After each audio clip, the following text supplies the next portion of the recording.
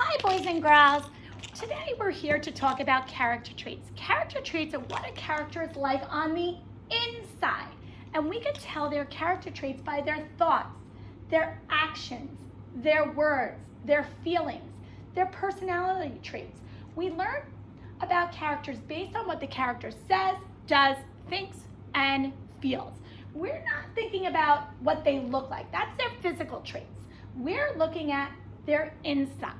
And some examples of some character traits are cruel, greedy, helpful, happy, foolish, bossy, dependable, shy, rude, caring. Those are just a few. On your Google Classroom, there's a whole chart, 2 pages of lots of them. So today I'm going to read you the story, Thank You Mr Falker.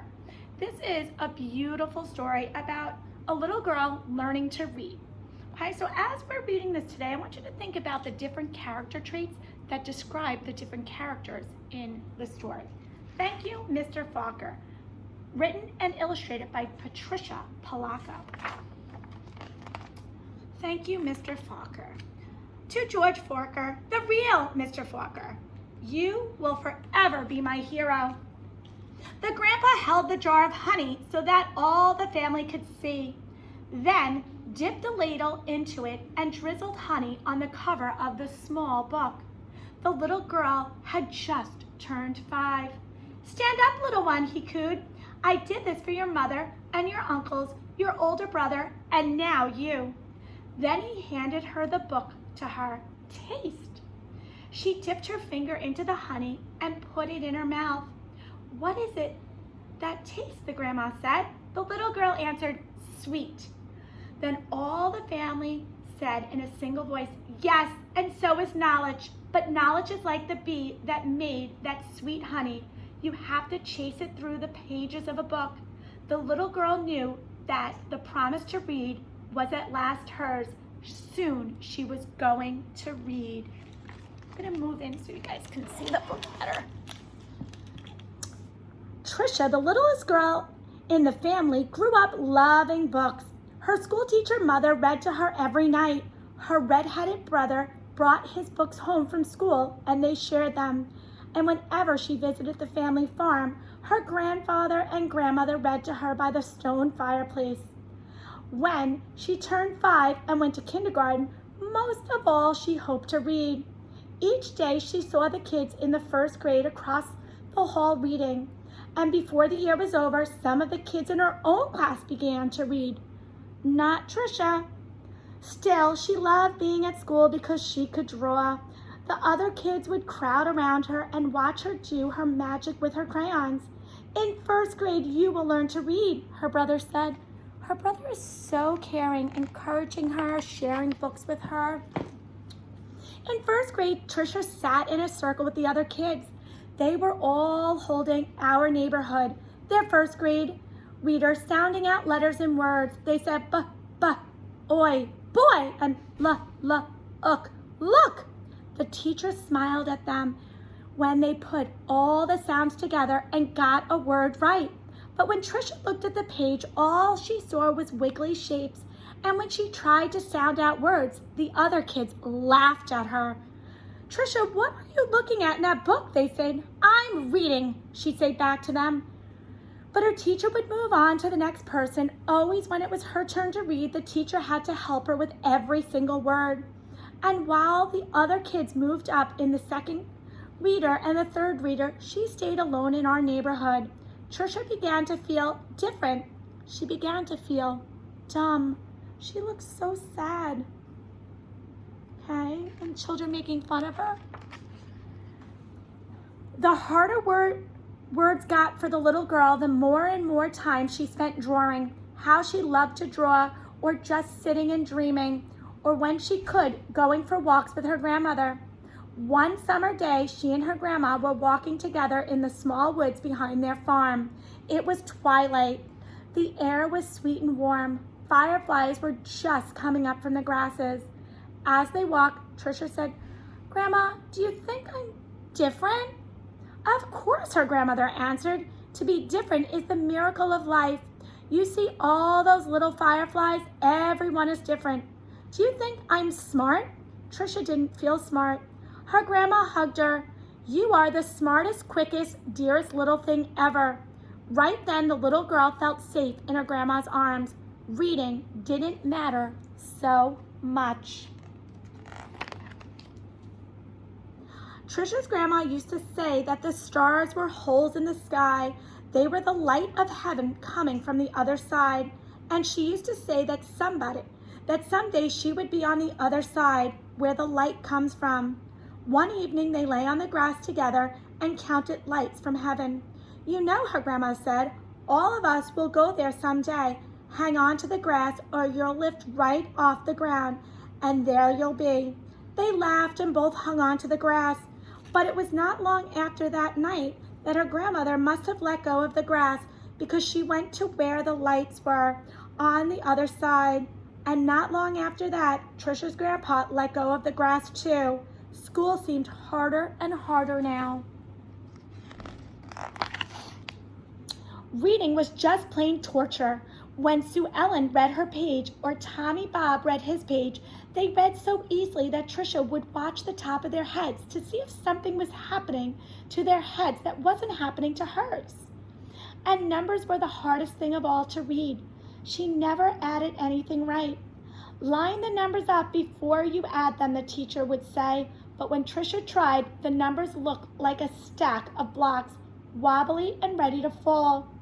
She just knew she was dumb. Then one day her mother announced that she had gotten a teaching job in California, a long way from the family farm in Michigan. Wow. Even though her grandma and grandpa were gone, the little girl didn't want to move. Maybe, though, the teachers and kids in her new school would know how dumb she was. She and her mother and brother moved across the country in a two-tone 1949 Plymouth. It took 5 days. But at the new school, it was the same. When she tried to read, she stumbled over words. The k, t, ran. She was reading like a baby in 3rd grade.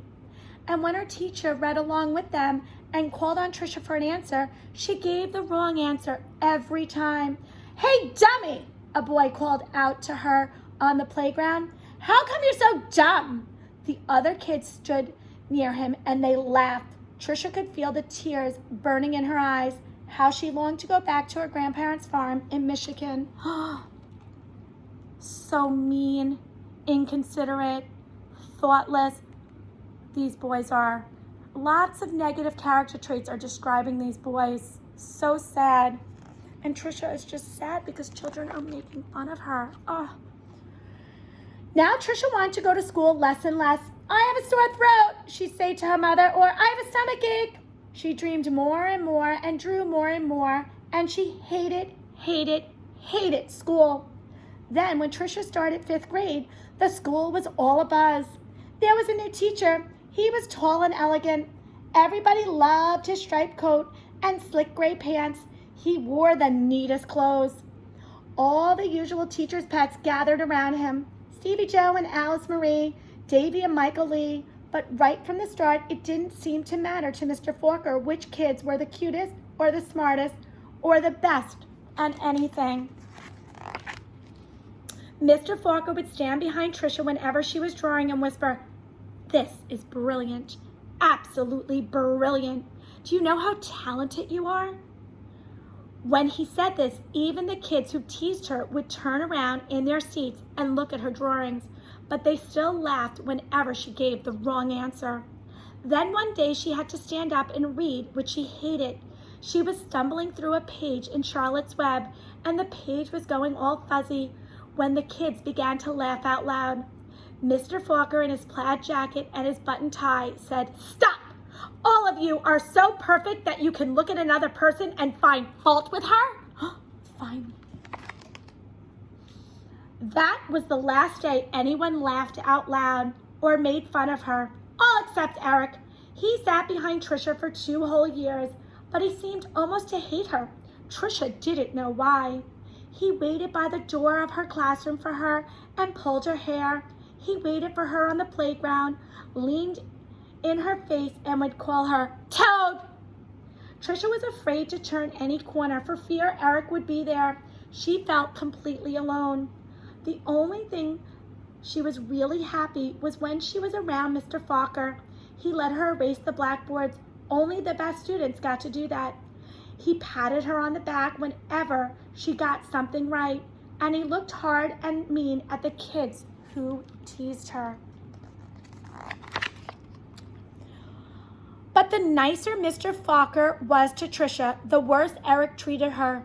He got all the other kids to wait for her on the playground or in the cafeteria or even in the bathroom, and to jump out and call her stupid, ugly.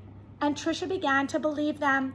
She discovered that if she asked to go to the bathroom just before recess, she could hide under the inside stairwell during her free time and not have to go outside at all. In that dark place, she felt completely safe.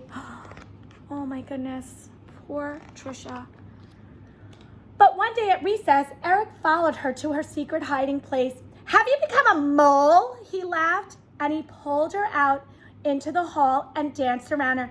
"Dumbbell, dumbbell, maggoty old dumbbell." Tricia buried her head in her arms and curled up in a ball. Suddenly she heard footsteps. It was Mr. Falker.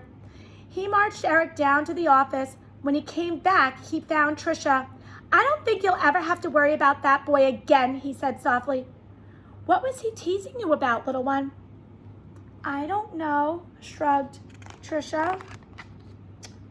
Tricia was sure Mr. Falker believed that she could read. She had learned to memorize what the kid next to her was reading, or she would wait for Mr. Falker to help her with a sentence. Then she'd say the same thing that he did. "Good," he would say. Then one day Mr. Falker asked her to stay after school and help wash the blackboards. He put on music and brought out little sandwiches as they worked and talked. All at once he said, "Let's play a game. I'll shout out letters. You write them on the blackboard with the wet sponge as quickly as you can." "A," he shouted. She wiped a watery A. "8," he shouted. She made a watery 8. 14, 3, D, M, Q, he shouted out. He shouted out many, many letters and numbers. Then he walked up behind her, and together they looked at the board. It was a watery mess. Tricia knew that none of the letters or numbers looked like they should. She threw the sponge down and tried to run. But Mr. Falker caught her arm and sank to his knees in front of her. "Oh, you poor baby," she said.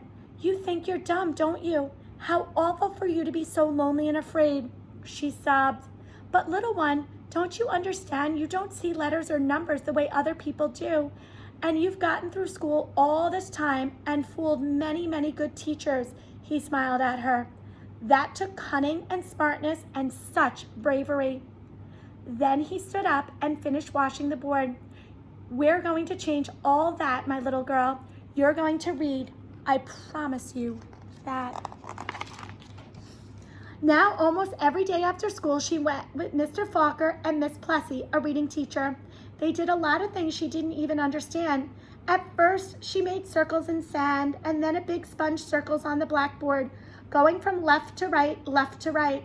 Another day, they flickered letters on a screen, and Tricia shouted them out aloud. Still other days, she worked with wooden blocks and built words. Letters, letters, letters, words, words, words, always sounding them out, and that felt good. But though she'd read words, she hadn't read a whole sentence, and deep down, she still felt dumb. And then one spring day, had it been 3 months or 4 months since they had started, Mr. Falker put a book in front of her. She'd never seen it before. He picked a paragraph in the middle of the page and pointed at it.